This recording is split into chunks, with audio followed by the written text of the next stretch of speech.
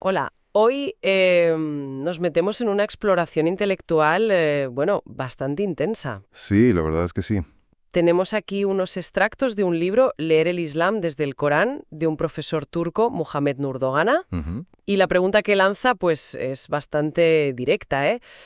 A ver, ¿entendemos el Islam desde el Corán, desde su texto clave, o más bien, pues, a través de filtros culturales, de tradiciones, costumbres? Es que esa es la cuestión fundamental que plantea, sí.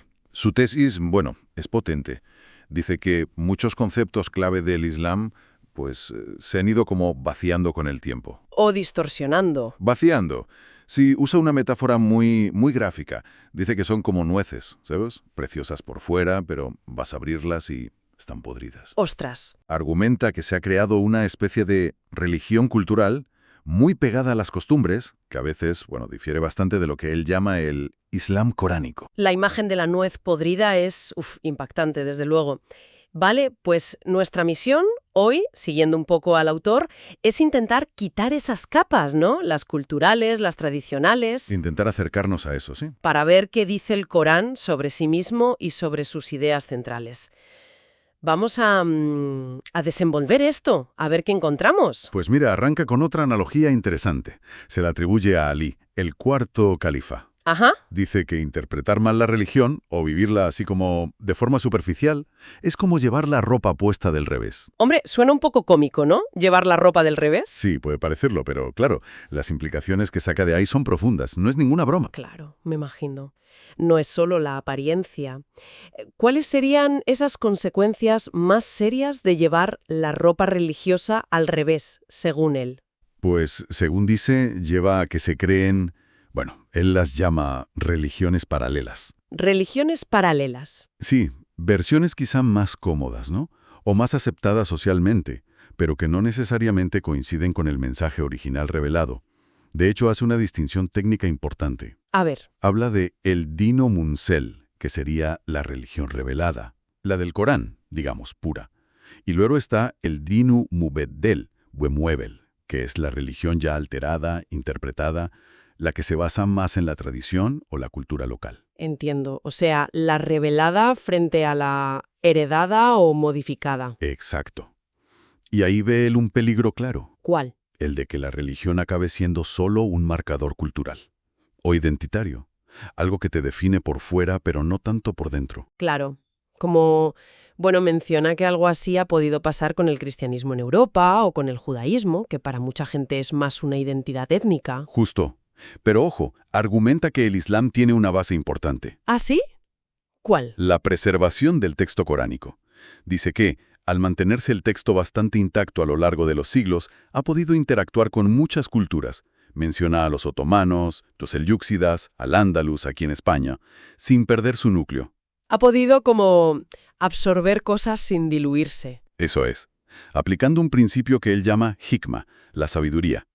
Dice que es como el bien perdido del creyente que lo toma donde lo encuentre, pero manteniendo la esencia coránica, idealmente. Vale, pero si la gente, como dice él, no está aprendiendo del Corán principalmente, ¿de dónde saca sus ideas sobre el Islam hoy en día? Según el texto, de fuentes súper variadas y a menudo secundarias o incluso más lejanas. Por ejemplo, Pues habla de tradiciones orales, de costumbres locales que se dan por religiosas sin serlo, de historias de santos, interpretaciones místicas que a veces se van por las ramas, movimientos ideológicos que usan la religión, hasta novelas, periódicos, la tele, vamos, que según Dogan se aprende de cualquier sitio. mm, excepto de leer el Corán directamente, con atención, reflexionando, parece que eso es lo menos común. Vale, tenemos el problema planteado, la posible distorsión. Ahora, ¿cuál es la herramienta clave que propone él para volver a esa esencia? Porque aquí es donde se pone la cosa interesante. Habla mucho de pensamiento, de razón. Fundamental. Es el eje de su argumento, diría yo. Se centra en el concepto de akal. Akal. Razón, intelecto. Sí, lo traducimos así, pero él le da una profundidad mayor. No es solo una capacidad humana más. Es como la esencia que nos hace humanos responsables ante Dios. La esencia. Llega a sugerir que este akal es el emanat.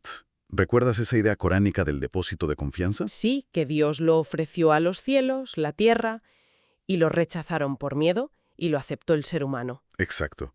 Pues él conecta ese emanat, esa responsabilidad tremenda, con la capacidad de razonar, con el aql. O sea que razonar no es solo útil, es una responsabilidad casi sagrada, ¿no? Justo. Y fíjate en un detalle lingüístico que resalta. Dice que el Corán no usa tanto aql como sustantivo, como algo que tienes o no tienes. Ah, no. Usa mucho más el verbo, yaqlun. ¿Y qué significa? Aquellos que razonan, los que usan su intelecto. Pone el énfasis en el proceso activo, en pensar, en comprender, en atar cabos. Vale, usar la cabeza, no solo tenerla. Eso mismo. ¿Y qué pasa si no usamos esa capacidad? Si no ejercitamos la razón que se nos ha confiado, según esta visión. Pues el Corán, tal como lo lee Dogan, es bastante directo. Cita un versículo muy conocido, de la Sura Al-Araf, el 179. ¿Qué dice? Describe a quienes tienen corazón pero no comprenden, ojos pero no ven, oídos pero no escuchan, y los compara con el ganado. Incluso dice que están más extraviados. Uf, duro. Según Dogan, no usar la razón lleva a la decadencia, Individual y social. a un estado que él llama irtica. Irtica. Regresión. Sí, pero ojo, no en el sentido de ser conservador simplemente. Es una regresión a la ignorancia, a la irracionalidad, a lo que se llama yahiliya en terminología islámica. Se produce al abandonar la guía de la razón y la fe juntar. Entiendo. Y conecta esto también con el lenguaje, ¿verdad? Si se distorsionan los conceptos, las palabras. Claro, que son las herramientas para pensar. Claro. Pues el pensamiento se paraliza, se vuelve confuso, se atrofia. De hecho, llega a decir que el imperialismo ha buscado dañar las lenguas de los pueblos colonizados, sobre todo en Oriente Medio, Como estrategia. como forma de debilitar su capacidad de pensar por sí mismos, de forma crítica. Si te quitan las palabras precisas o las devalúan, te cuesta mucho más articular ideas complejas, resistir intelectualmente. Tiene sentido. Vale. Entendida la importancia de la razón. Vayamos ahora al núcleo del mensaje islámico, tal como lo presenta el libro. Empecemos por algo básico. La fe, el imán. ¿Cómo lo define? Pues lo define como algo que necesita sí o sí dos componentes, no vale solo uno. A ver. Primero, la convicción intelectual. O sea, la razón tiene que estar satisfecha, tiene que entender y decir, vale, esto es verdad. La cabeza tiene que aceptarlo. Eso. Y segundo, la satisfacción del corazón. Tiene que haber una aceptación interna, una paz, una confirmación, digamos emocional y voluntaria. No basta saber algo, el corazón tiene que estar de acuerdo, tiene que rendirse a esa verdad. Es lo que llaman teslimet. O sea, no es solo creer que algo es verdad. Es un compromiso total de mente y corazón. Exactamente. Pon un ejemplo histórico muy bueno. ¿Cuál? Abdullah ibn Ubay, un personaje importante en Medina en tiempos de Mahoma. Según las fuentes, él sabía con la cabeza que el mensaje era verdadero, pero su corazón no lo aceptó. Por intereses, por poder, por mantener su estatus. Su razón entendía, pero su ser no se sometió. Para Dogan, eso no es imán, de verdad. Entendido. Fe es igual a cabeza plus corazón. Vale. ¿Y la palabra Islam? ¿Qué significa desde esta óptica coránica? La raíz árabe, SLM, es muy rica. De ahí vienen palabras como salam, paz, seguridad, integridad, totalidad, orden. Y sobre todo sumisión voluntaria. Sumisión voluntaria. Sí. Y señala algo importante. El Corán llama al paraíso Darul Salam, la morada de la paz. Ah, mira. Así que el Islam, en su esencia más profunda, sería la sumisión consciente y voluntaria al orden divino, al orden que Dios ha puesto en el universo y para la humanidad. Y esa sumisión, lejos de ser una carga, es lo que trae paz, interior y exterior. Paz a través de la sumisión a un orden superior. Eso es. Y dentro de ese marco, el pilar central, la clave de todo, es el tauhid, la unicidad de Dios. Absolutamente. Es la declaración fundamental. La ilahe illallah. No hay más Dios que Alá. La frase que todo el mundo conoce. Sí, pero él insiste, citando a Ali Shariati, un pensador iraní, en que no es solo una fórmula teológica para repetir. Entonces, ¿qué es? Lo presenta como un proyecto de liberación, activo, constante. Un proyecto de liberación. ¿Liberación de qué? Pues de todo lo que intenta ocupar el lugar de Dios en nuestra vida, y que por tanto nos esclaviza. ¿Cómo qué? Pues un montón de cosas. Miedos, pasiones descontroladas, la avaricia, la ira, la presión social para conformarnos sin pensar, seguir a líderes o ideologías ciegamente. Y muy importante, liberación de los falsos dioses. En árabe, endad. Vale. Y esos falsos dioses no son solo los ídolos de piedra de antes, ¿no? Pone ejemplos más actuales. Claro, claro. Dice que cualquier cosa a la que le demos nuestra lealtad última, nuestro tiempo, nuestro corazón, por encima de Dios, se convierte en un ídolo moderno. Por ejemplo, El poder, la riqueza por sí misma, critica al capitalismo sin control, el propio ego inflado, la idolatría de famosos, artistas, deportistas, incluso el amor posesivo hacia personas o cosas, si quitan a Dios del centro. o sea, cualquier cosa que pongamos en el lugar de Dios. Exacto, cita versículos para ilustrarlo. Uno del Hajj, que se ríe de los ídolos porque ni una mosca pueden controlar, y otro del Furcán que pregunta, ¿has visto a quien toma como Dios a su propia pasión? Es una visión de la idolatría muy exigente, la verdad. Pilla muchas cosas. Hombre, claro. Entiendo entonces por qué el shirk, que es asociar algo a Dios, darle atributos divinos o devoción que no le corresponden. Es considerado el mayor pecado, la mayor injusticia, dhulm. Es negar el tauhid de frente. Vale. Y aquí conectamos conceptos, ¿no? Lo contrario del tauhid y de usar la razón, akil, sería la... Yahilía, exacto. La analiza bastante. Y advierte, no es solo ignorancia de no saber cosas, no es falta de estudios. ¿Qué es entonces la yahilía aquí?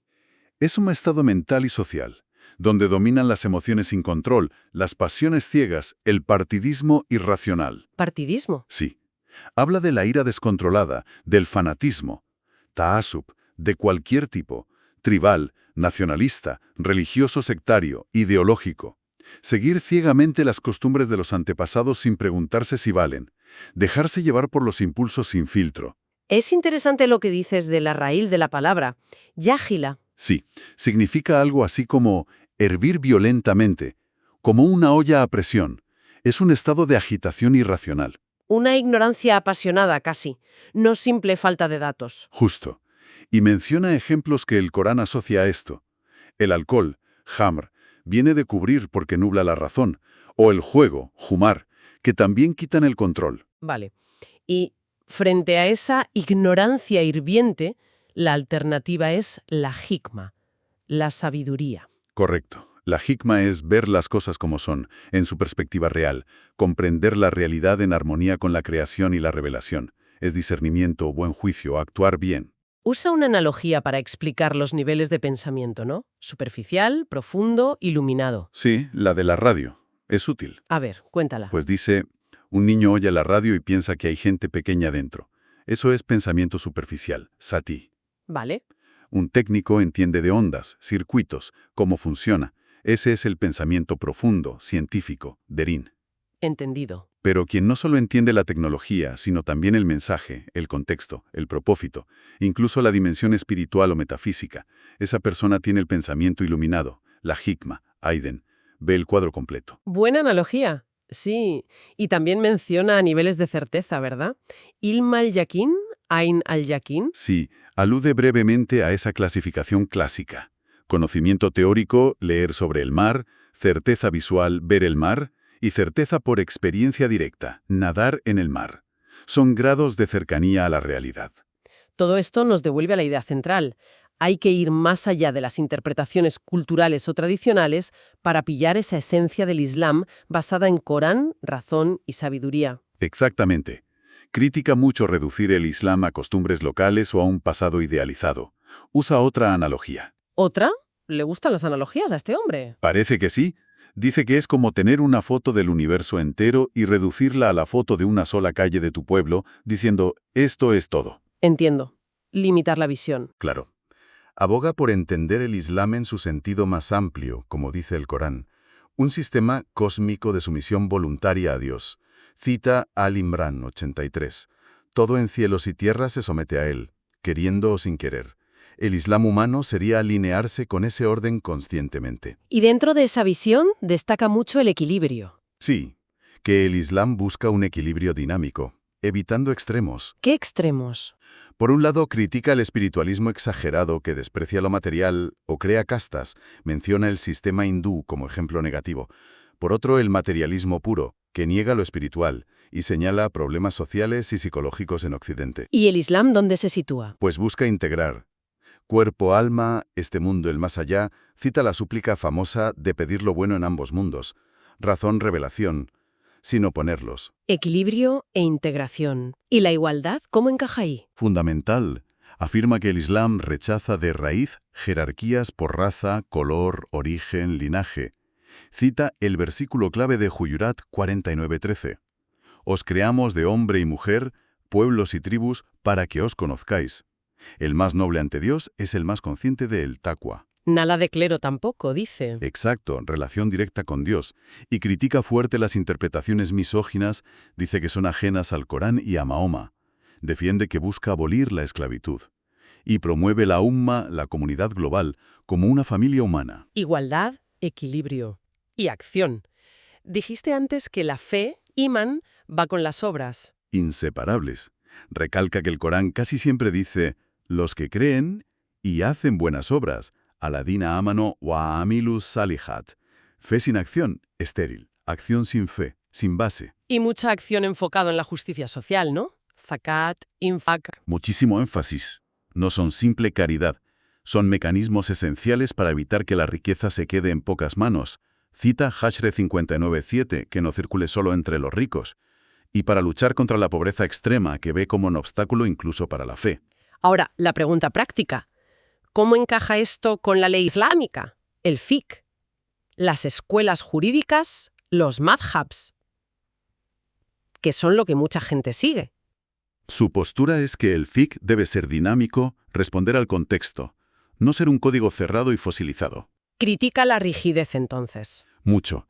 Critica convertir las interpretaciones de las escuelas Hanafi, Maliki, en ideologías que ahogan el razonamiento independiente, el ijtihad, para nuevos tiempos. Pero esas escuelas son importantísimas históricamente. Sí, pero él cita a los propios fundadores, como Malik o Abu Hanifa, que decían que no les siguieran ciegamente si encontraban algo más fuerte en Corán o Sunna. Curioso. Y reivindica un principio clave, y baja, permisibilidad por defecto. O sea, todo está permitido menos lo prohibido explícitamente. Y lo prohibido, dice, es poco y claro. Critica a quienes multiplican prohibiciones y convierten la religión en un campo de minas donde todo es pecado. Vale, creo que vamos perfilando la visión. Si tuvieras que resumir desde este libro qué no es el Islam. Pues según Dogan, el Islam coránico no es coacción religiosa. Cita, la ikraha fi al-din. No es fatalismo pasivo. No es adorar el pasado o la tradición porque sí. No es misticismo irracional o supersticioso. Y recalca mucho. Definitivamente. No es terrorismo ni violencia injustificada. No es atraso intelectual o social. No es una identidad solo cultural o étnica. Y no es tradicionalismo ciego. ¿Y qué sí es entonces el Islam en esta visión? Pues, ante todo, un camino para ser plenamente humano. Es Tauhid, la unicidad liberadora. Es Islam, sumisión voluntaria que lleva a la paz, Silm. Es buscar justicia y equidad. Es igualdad humana fundamental. Es responsabilidad. Responsabilidad, el emanet. Es equilibrio, wasatilla. Es cultivar la sabiduría, hikma, con la razón, akl, iluminada por la revelación. Y es algo dinámico, vivo, aplicable a cada tiempo y lugar con esfuerzo intelectual, ijtihad, basado en principios coránicos universales. Fascinante, la verdad. Hemos desgranado bastante las ideas de Mohammed Nurdogan en Leer el Islam desde el Corán. El mensaje central, pues parece claro, una llamada a volver a la fuente, al Corán, intentando quitar esas capas de costumbres, tradiciones, interpretaciones. Que aunque tengan su valor histórico o cultural, Claro. a veces pueden oscurecer el mensaje esencial. O incluso contradecirlo. Es una invitación a una renovación intelectual profunda, ¿no? A eso que llama él un reformateo de la mentalidad. Sí, no del Islam en sí, que él cree protegido, sino de nuestra comprensión humana, histórica. Busca redescubrir un Islam relevante hoy, equilibrado y sobre todo liberador, como él cree que fue en su origen. Entonces, ¿qué nos llevamos de todo esto? Quizá la reflexión final para quien nos escucha podría ser, bueno, independientemente de las creencias de cada uno, ¿Cómo cambiaría nuestra perspectiva de la fe, de la vida, del mundo, si hiciéramos ese esfuerzo, el de acercarnos más a las fuentes originales de las ideas, intentando ir más allá de la costumbre, del heredado, de la interpretación dominante que damos por sentada? ¿Qué descubrimientos podrían surgir, no? De esa lectura fresca, directa, razonada. Exacto. ¿Qué encontraríamos? Una pregunta que, desde luego, invita a la reflexión y a la exploración personal, que es un poco el espíritu de meternos en estas conversaciones, ¿no?